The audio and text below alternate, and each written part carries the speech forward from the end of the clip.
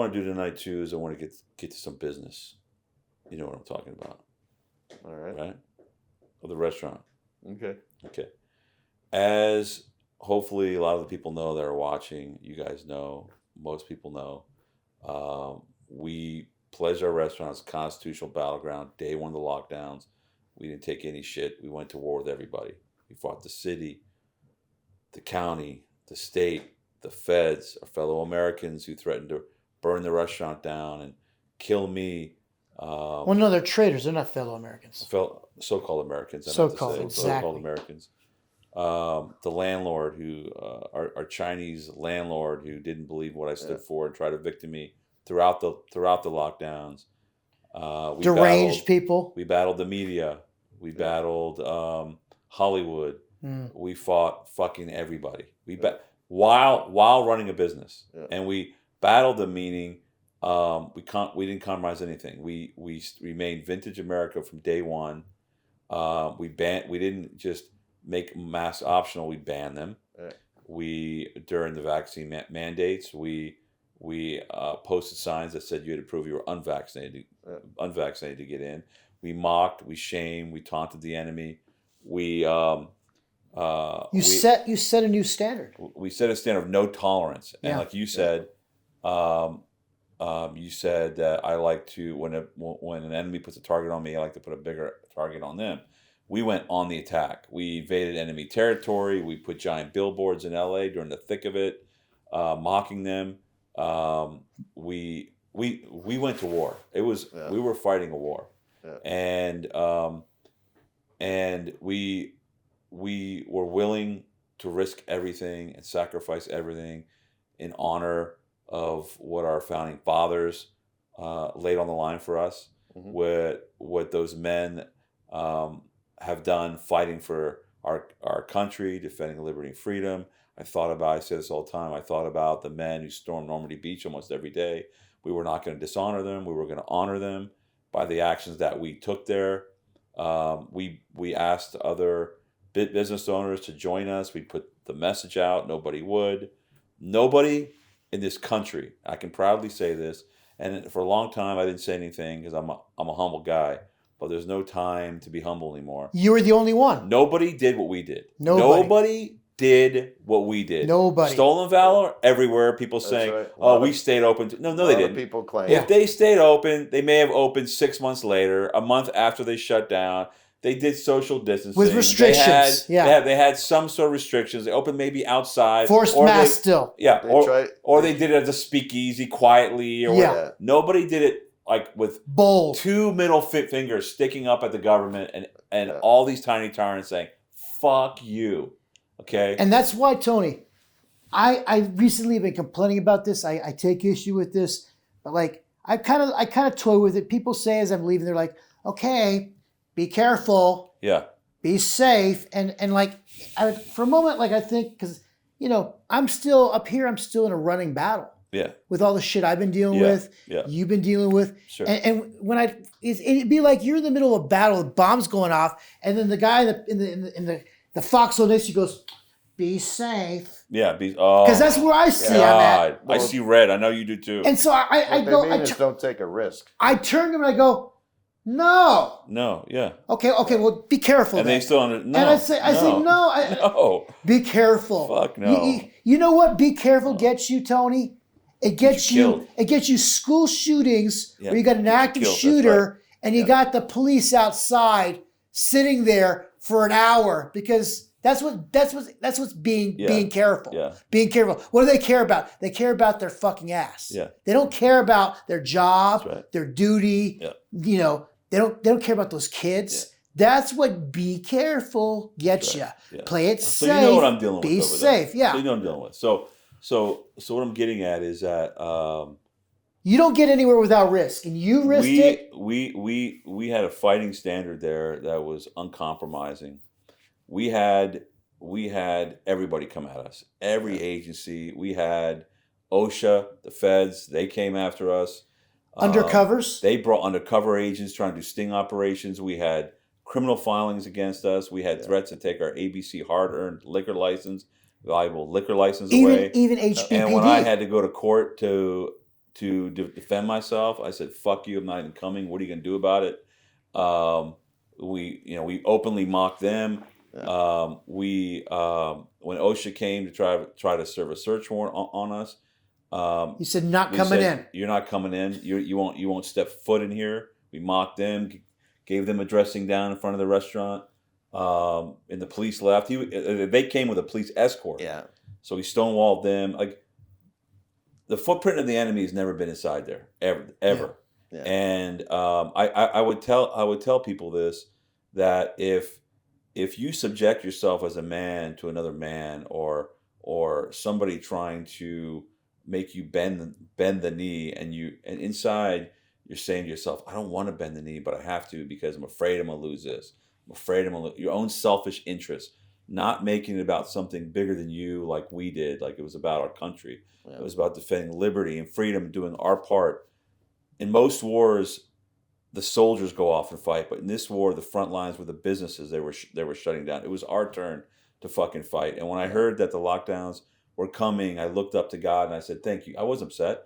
I said, "Thank you, God. I finally get a chance to Something fight to these fight. son of bitches. Yeah. I finally get a chance, and I'm going to do it. And we're gonna go hard." And the first thing we did was hung our "Don't tread on me, live free, or die" flag to signal to the community that we were going to fight. So. So we stonewalled everybody, and we did to the end. We have a Civil War cannon in front of the restaurant, symbolizing what had happened there. Most of my guys stood firm with me there, alongside me, to help me hold it down. The manager even saying early on, when the police came, when I wasn't there, he calls me and says, "You want me to get arrested? For you, I'll do it. For the cause, I'll do it." That's the kind of shit it takes. We put everything on the line. We risked everything, not just for ourselves. We never did it. We never mentioned our business once. It wasn't about business ever. I said all the time that if it was a plot of dirt with a door on it, we would have done the same fucking thing. We were doing it for our country. Yeah. We're willing to lose everything, to give it all up, right? And people around us, or that were on the enemy side, began to get this, like Trump calls it for himself, we call it too, Basilico's derangement disorder, or syndrome, right? It's like Basilico's became this lightning rod of a place. Because if you even tried walking on the perimeter of the property, we would throw your ass off. If you even had a mask in your hand, and if you were willing to take it off, because you said, "Oh, good, I'll take it off," and you held it in your hand, we said, "Shove it in your pocket." What? And if it poked out of their pocket, we'd say, "Throw it in the fucking trash. We don't want to see it in here." What? Wasn't there a couple Basilico's employees who had to throw their own mothers out because they Yeah, we can proudly say that we're the only business, probably in the country, where our employees threw their own mothers out who tried to sneak in with masks. That's a fact. Yeah. And we even had a guy that was in there who got arrested on some other case while he was serving customers, and as the police were escorting him out, handcuffed, he was at the threshold of the door as they're walking him out, taking him to freaking jail on another case. As they're escorting him out, people are trying to get in with fucking masks, and with his hands behind his back, he's saying, "You can't come in here with masks." And even the cops thought that was fucking hilarious. Like, that's how committed we were to setting a standard.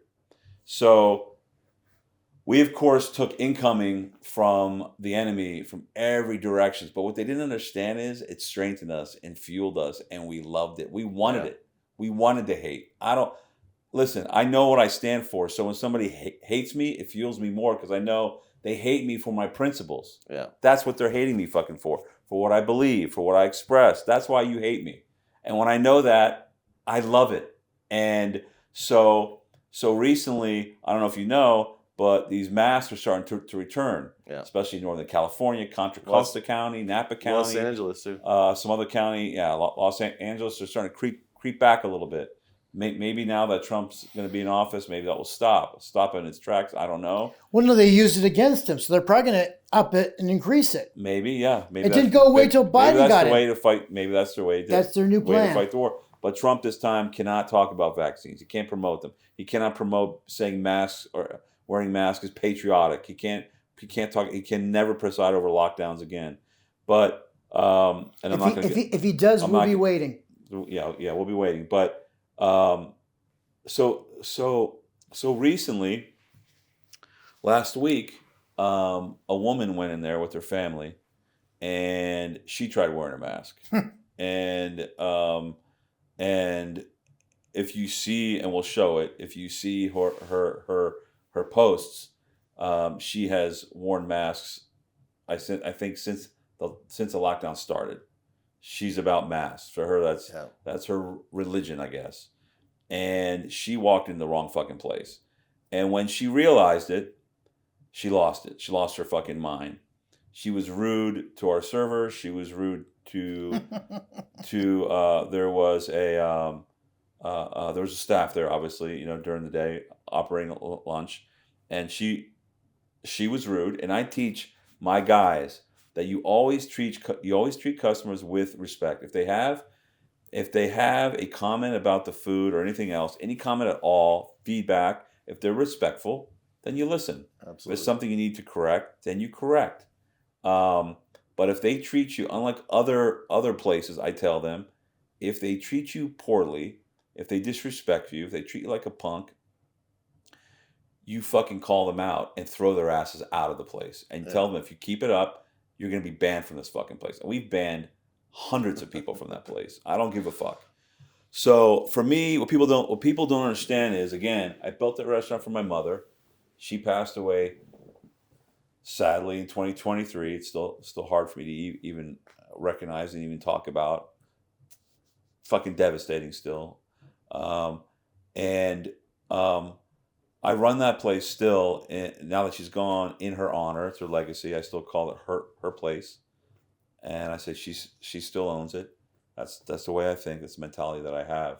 And I'll still put our food against anybody, even if it was at 50% quality of our standard that we have. Our food will kick the ass of any other tiny restaurant out there, because I know the recipes that we use, ingredients that we fucking use, the high quality stuff that we use, the cooks that I have, the love and passion that goes into the food, the guys that work hard there that want to take care of people and treat them nice. We work our asses off to make that place a nice place. But if you think I'm going to compromise and kiss your ass because you have a complaint is different than a comment. If you're complaining, you're fucking. Don't complain. Tell me what the issue is, and we'll deal with it if there is one. But this woman came in there with a motive, okay? And when she walked in, again, it was kryptonite to her to see the kind of place she was realized what she was surrounded by, lost her fucking mind, goes home, decides she's going to cause us damage, try to damage her reputation online. Remember, before the lockdowns, we were the #1 Italian restaurant, maybe even restaurant rated online in the whole area in Orange County. And during the lockdowns, when word got out what we were doing, we were getting 1-star hateful reviews on Google and Yelp from around the world. People were lying, saying they ate there, even saying things like we made crappy pizza. We don't even make pizza. Yeah. People that had never eaten there, that were talking shit about us, trying to destroy us. Even liberal Google and Yelp could see that it was a hateful campaign, and they were like by the hundreds. They were coming in nonstop. 50, 100 a day, and they finally stepped in and shut it down and froze it. But it dropped our rating. But like I said, we were willing to sacrifice everything, including that. We don't give a fuck. But this woman goes and she posts on some local site, and she takes her whole fucking day, writes a review this fucking long. And I just sat back and laughed, because sure enough, the haters jumped on the bandwagon again. And there were, like, last I checked, there were like 340. Somebody sent me a count. 340 reviews on there. Obviously, there's some people on our side that jump in there and they go to battle for us and they defend us. But the hateful reviews, and I have them on my phone. Maybe I'll read a couple. I think you recommended that earlier, Doug. Yeah. But So what what these fucking people don't understand is that they're wishing us to be closed down and shut down and go out of business, and the same things people did in 2020, 2021, 2022, calling Gavin Pelosi's office, telling him to shut us down, calling the mayor's office, Huntington Beach, asking them to shut us down, the police department telling us that they were getting 911 calls nonstop to shut us down.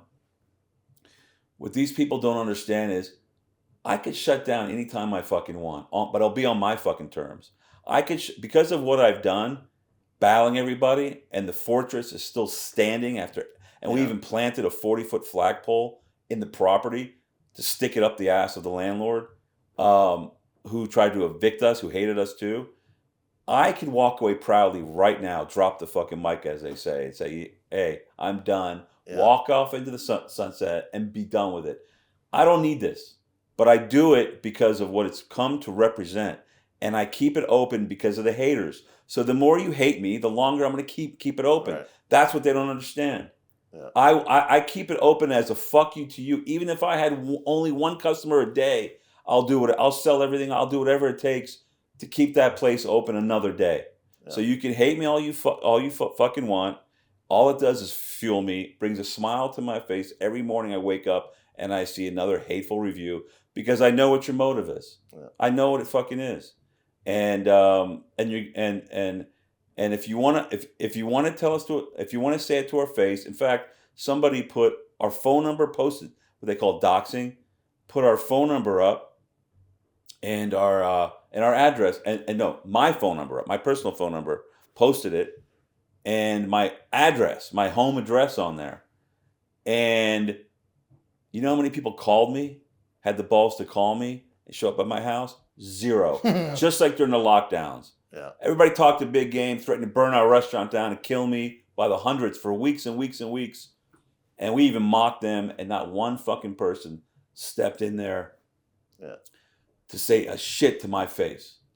Not once. You know, the haters, it's obvious that they don't really know what they're talking about, what they're hating on, because if they came into that restaurant on a typical Thursday, Friday, Saturday night when the restaurant's full of patriots and there's this, these people have to understand. When I took my stand, I already knew that I would automatically cut out half the customer base, and I said, "Good riddance. I don't give a fuck." Yeah. Half. Then you have another half of that, right? Then you have the other half. Then you have 50% of the other half that said in my face, "You're too hardcore." That's another. Well, that's 75% gone. Yeah. Then you got another 25% left. Maybe half of that 25% is hardcore enough to understand what I'm doing. Yeah. But what I tell people is, if you're a patriot though, and you fucking eat, if you really are a patriot, which these people, none of them are, but if you are, and you come in there and your meatball is maybe a little too salty, or your sauce was a little maybe too garlicky, or something tiny that you experience in any place that you go eat, shut the fuck up and just say thank you to me. And to the team and to you guys for defending doing what we could do and sacrifice all we did to defend your freedom, because we did it for you too. Yeah. Just thank us. Yeah. Fuck the rest. If you come to me and you come to us respectfully and talk to us about it, we'll fix it. But I'll still put our food at its worst against anybody's food at their fucking best, just because of the love and the care that we put into what we do every fucking day. So I just wanted to say that. Well, the point I was trying to make before too is that you're in that place on a typical Thursday, Friday, Saturday night. That the positive energy in there is amazing. We're like-minded. Everybody in there's a patriot. That's right. You know, and again, if people want to come in there on the other side and they're kind of like they're patriot curious, they can come in there. Yeah. All right, they can come in. I got to laugh. They can come in there and we'll re-educate them. Absolutely. The Basilico's re-education camp. The other thing too is I want to say is these events that happen, these events where people try to destroy us, try to destroy the fucking business. In this way, it usually too will always reveal who the traitors are. Absolutely.